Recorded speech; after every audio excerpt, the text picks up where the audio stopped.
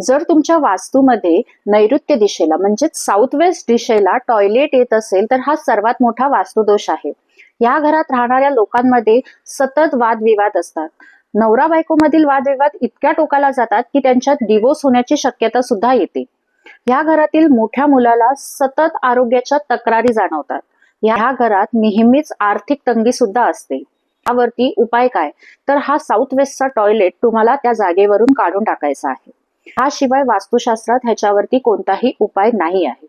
काही काळासाठी जर उपाय करायचा असेल तर तुम्ही टॉयलेटचा दरवाजा बंद ठेवणे, कमोड बंद ठेवणे, शनिवारी एखाद्या काचेच्या वाटीत मीठ भरून ठेवून ते दर शनिवारी फ्लश करणे असे छोटे मोठे उपाय करू शकता. साऊथ वेस्टच्या टॉयलेटच्या कमोडच्या बाजूने तुम्ही एक पिवळी पट्टी सुद्धा मारू शकता. परंतु ह्या उपायांनी साऊथ वेस्टचा दोष निघून जाईल का? तर बिलकुल नाही. काही प्रमाणात तुम्हाला फरक नक्की मिळेल. वास्तू संदर्भातील अशाच नवनवीन टिप्स जाणून घेण्यासाठी माझ्या चॅनलला सबस्क्राईब जरूर करा. धन्यवाद. जय माता दी.